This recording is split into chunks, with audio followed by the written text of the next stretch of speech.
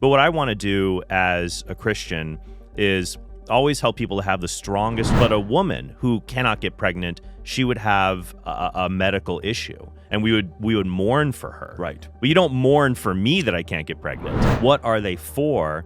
And is it wrong to misuse them? Can they be disordered? And if we can point back to natural law, do you think Protestants sometimes do themselves a disservice by maybe not being? Ruslan. I've been following your channel for quite a while. I've enjoyed your videos. I think the first video I saw from you was you correcting Matt Walsh on his lack of clear definition of what is a woman. And I liked it. And I think you said a woman is a person who can gyrate. Right. What is the word? You don't have to gestate. Gestate. Gyrate would be like if you're good with the dance moves. You can certainly gestate without gyrating. Some gyrating does lead to gestating. That does happen for some people. But yeah, so I remember in doing that video, and I love what Matt Walsh does. I think it's so great to have a voice like him out there in our culture that is continually getting warped beyond recognition.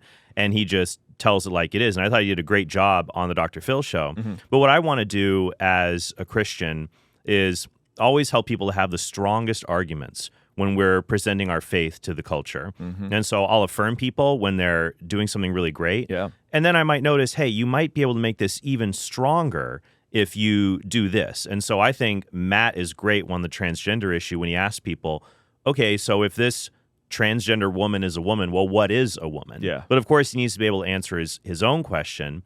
And if you just say a woman is a human female, then you ask, okay, well, what's a female? Mm-hmm. And I think it's helpful then to define it as, well, it's someone who is ordered towards gestation. Yeah, that's Doesn't good. mean you have to be able to do it. Like for me, I can't get pregnant, but I'm not infertile. Mm-hmm. Mm-hmm. You know, but a woman who cannot get pregnant, she would have a medical issue, and we would mourn for her. Right. But you don't mourn for me that I can't get pregnant. Right. Just like we don't feel sad that we can't fly by flapping our arms. Right. It's not within our nature. Right. And so I think in talking about defining a man and a woman, what our end is, what we were ordered towards, even if you're not religious, you can say the body is meant, the heart is for this, the lungs are for this.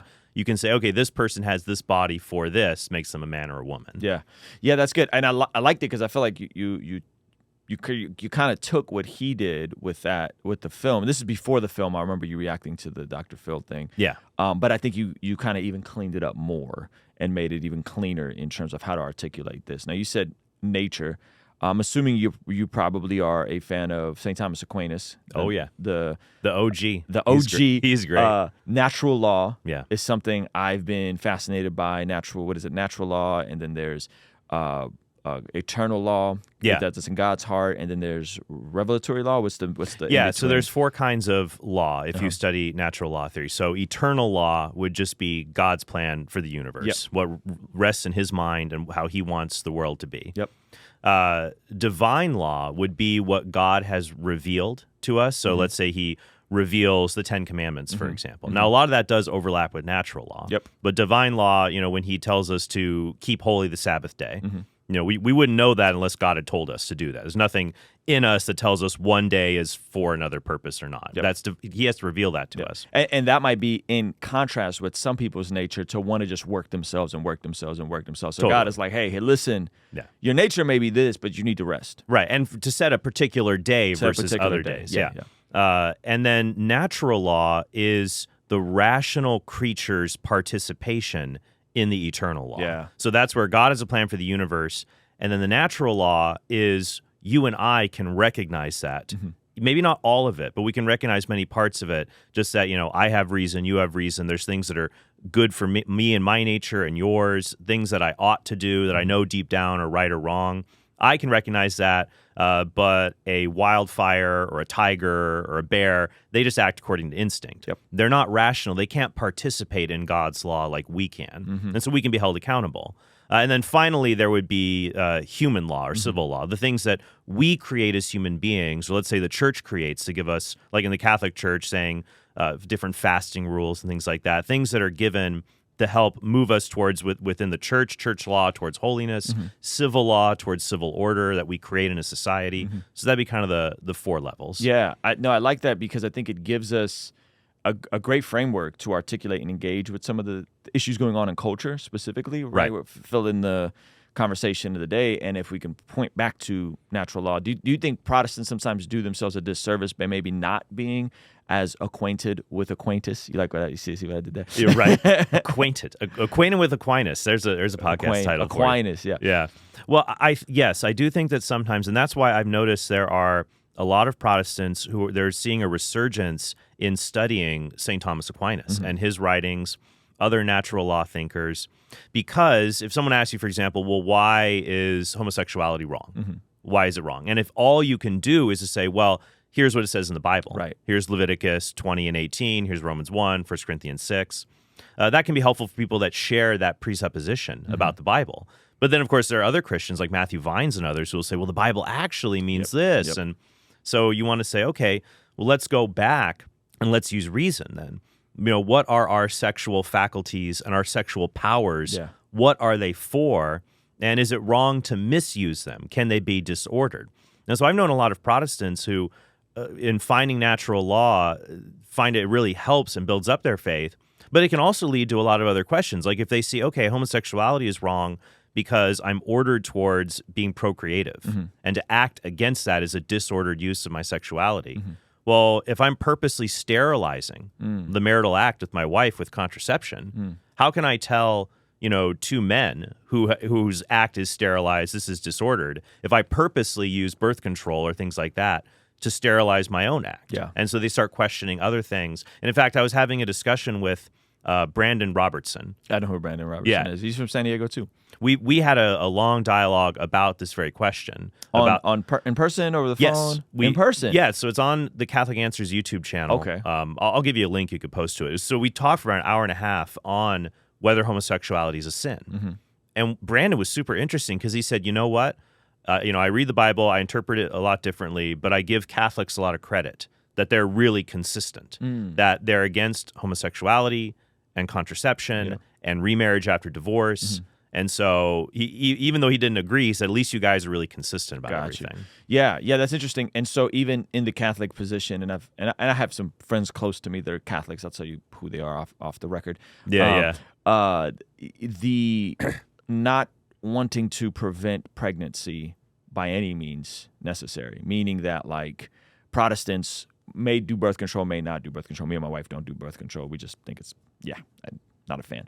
But barrier methods, right? The cycle, keeping track of the woman's cycle and being careful when she's on her when she's fertile, right? Right. And Catholics are no on that. Is that a fair assessment? We're Catholics believe that God gave us our sexuality, and so we should not misuse it. And so God gave us, as you and me as men, he basically gave us fertility from the time we hit puberty until we have like 1 foot in the grave, basically. And he gave our wives different fertility throughout the month. And so he gave us all of those days to be intimate with our spouse, with our wives. Some days, he gave us reason to discover when engaging in the marital act might lead to a child and it might not. So what the church teaches is that you cannot sterilize the marital act. Okay. So you can't intervene in a way so that using a barrier method or a birth control pill, something that's designed to sterilize it. But if God gave us a day where my wife might be very fertile, maybe we're really open to having children, or gave me a day where she's not as fertile, he still gave us that day to be intimate with one another. To give you an analogy I like to use is, and other Catholic thinkers have used this as well, is like a wedding invitation. So if you think about being, women have their cycles, so they have different levels of fertility. Some days when you're intimate, there's a really good chance you'll have a baby. Other days you might not. Let's say you're planning a wedding. So I've been married for about 10 years now, and I remember planning all this. And you send an invitation to friends. You're worried about you invite people to a wedding. It's like, how many people can we really handle at this thing? It's like we got to cut the guest list down. So you send an invite to your cousins, and and you pick a day for the wedding that they can definitely attend and they're going to be there. That would be like being intimate on a fertile day.